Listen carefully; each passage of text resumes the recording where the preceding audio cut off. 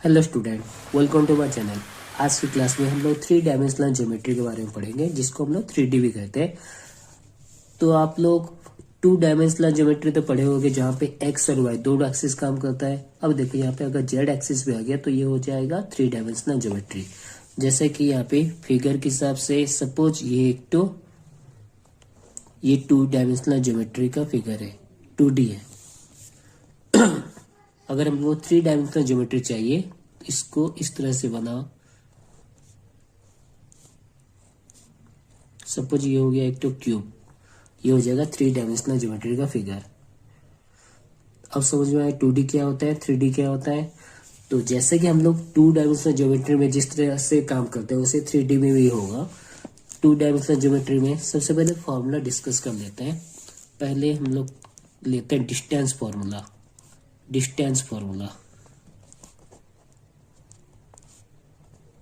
Basic formula जो है 2 dimensional geometry में क्या होता है, x2 माइनस x1 का whole square plus y2 minus y1 का होल स्क्वायर का होल वेटेवर।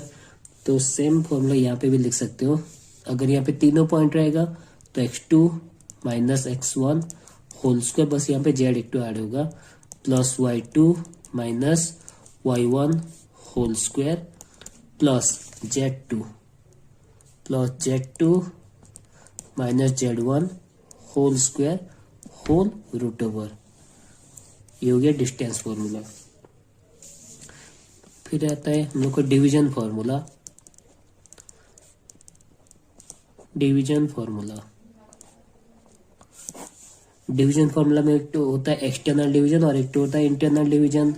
हाँ ना, एक्सटर्नल और इंटरनल। ठीक है, तो यहाँ पे कोऑर्डिनेट हम लोग कैसे निकालते हैं, x is equal to mx2 plus minus nx1 divided by m plus minus n। अब देखो, अगर प्लस सिंबल है तो वो इंटरनल डिवीजन हो जाएगा, अगर माइनस सिंबल है तो वो external division. Same y equal to my2 plus minus ny1 divided by m plus minus n। फिर z equal to mz2 plus minus nz1 plus minus nz1 divided by m plus minus n। ठीक है, अगर plus है तो internal division और अगर minus है तो एक्सटर्नल डिवीजन। ठीक है, अगर डिवीजन में suppose ratio is not given, if ratio is not given, अगर रेशियो नहीं दिया हुआ है तो हम लोग क्या करेंगे, let the ratio be lambda is to 1 और k इज टू 1 कुछ भी ले सकते हो। ठीक है, उसके बाद लैम्बडा का वैल्यू निकाल दो तो हम लोग को एक्स वाई जेड का वैल्यू मिल जाएगा हम लोग को। अगर रेशियो नहीं दिया रहेगा तो हम लोग लैम्बडा इज टू 1 या k इज टू 1 ले सकते हो, या k इज टू 1। ठीक है, फिर देखो डायरेक्शन कोसाइन मीन्स DCS हम लोग कैसे निकालते हैं, DCS होता है LMN। L इक्वल टू हम लोग डिनोट करते हैं LMN में, L equal to cos alpha, फिर M equal to cos beta और N equal to cos gamma. ये अल्फा बीटा गामा क्या होता है, अगर स्ट्रेट लाइन हम लोग अल्फा बीटा गामा जो एंगल क्रिएट होता है positive direction of x y और जेड एक्सिस, अल्फा होता है एक्स एक्सिस के साथ हम लोग का positive direction x axis, beta y axis और गामा जेड एक्सिस। तो L equal to cos alpha, M equal to cos beta, N equal to cos gamma. और ये चीज भी आप लोग ध्यान रख सकते हो, यहाँ पे L square plus M square plus N square is equal to 1 होता है, ये formula. Next direction ratio, direction ratio, direction ratio को हम लोग DRS में लिख सकते हैं, DRS। DRS होता है ABC, A, B, C, ये होता है DRS। तो A को हम लोग इस तरह से अगर दिया रहेगा हम लोग को, देखो ये जो DRS और DCS में सिमिलरिटी क्या है, L इक्वल टू, अगर हम लोग के पास DRS है तो हम लोग DCS भी निकाल सकते हैं, L is equal to A/A square plus B square plus C square whole root over, same M equal to B/A square plus B square plus C square whole root over, और N equal to C/A square plus B square plus C square whole root over. क्योंकि हम लोग का ये proportional है, L/A is equal to M/B is equal to N/C is equal to 1/रूट over of A square plus B square plus C square. यह formula DRS और DCS का, ठीक है। और अगर दोनों पॉइंट्स दिया रहेगा, सपोज पॉइंट दिया है P equal x1 y1 z1 और Q equal x2 y2 z2, हम लोग को DRS निकालना है, DRS ऑफ PQ। तो कैसे निकालेंगे, x2 माइनस x1 करो, फिर y2 माइनस y1, फिर z2 minus z1, Z2 minus Z1, ये हो जाएगा DRS। ये A, B और C। Clear. Next formula,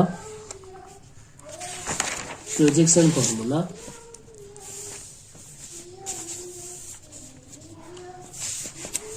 suppose projection of A line,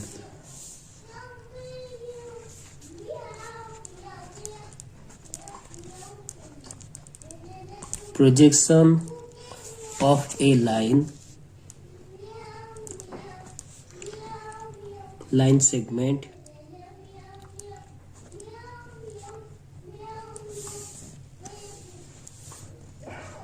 through A point दिया हुआ है x1 y1 z1 और B पॉइंट दिया हुआ है x2 y2 z2 on the line L, एक तो लाइन है जिसको हम L नेमिंग दे देते हैं, विथ DCS, वो लाइन का DCS दिया हुआ है विथ DCS LMN, DCS दिया हुआ L, M, N। तो प्रोजेक्शन का फॉर्मूला क्या होगा, L whole into x2 minus x1 plus M whole into y2 minus y1 plus N whole into Z2 minus Z1। ये हो गया प्रोजेक्शन का फॉर्मूला, ठीक है। उसके बाद angle between two lines, angle between two lines,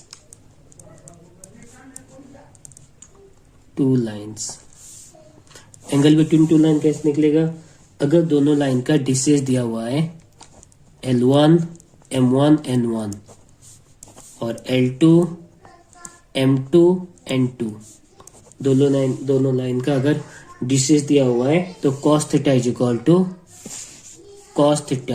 equal to L1 L2 plus M1 M2 plus N1 N2। इस तरह से हम लोग ये वाला फॉर्मूला यूज करके एंगल निकाल सकते हैं। अब पैरेलल केस और परपेंडिकुलर केस क्या होता है, two lines are parallel,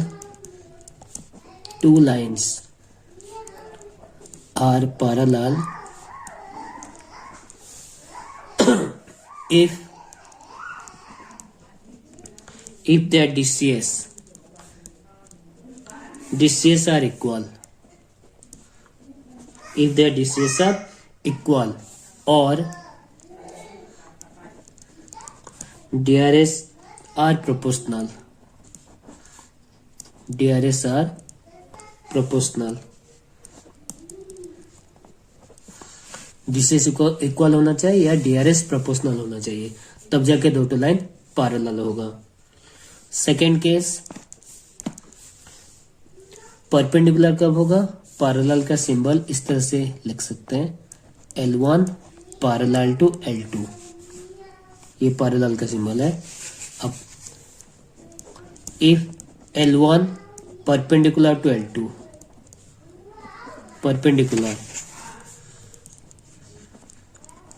perpendicular to L2, L1 perpendicular to L2, ये परपेंडिकुलर सिंबल है। Then L1L2 plus M1M2 plus N1M2 is equal to 0 होना चाहिए, यह है कंडीशन। अगर L1L2 plus M1M2 plus N1M2 0 हो गया तो दोनों line perpendicular to each other है। क्लियर? तो आज के क्लास में हम लोग 3 डायमेंशनल ज्योमेट्री में जितना भी फॉर्मूला यूज होगा उसको हम लोग डिस्कस किए। नेक्स्ट क्लास में हम लोग एक्सरसाइज सॉल्व करेंगे। अब देखो 3 डायमेंशनल ज्योमेट्री में बस यहीं पे फॉर्मूला खत्म नहीं होता, क्योंकि ये बेसिक फॉर्मूला है जो पहला एक्सरसाइज में काम आएगा। फिर उसके बाद प्लेन है, प्लेन के बाद स्ट्रेट लाइन, उसका अलग अलग से फॉर्मूला है, वो सब डिटेल्स में हम लोग डिस्कस करेंगे। मिलते हैं नेक्स्ट क्लास में। Thank you.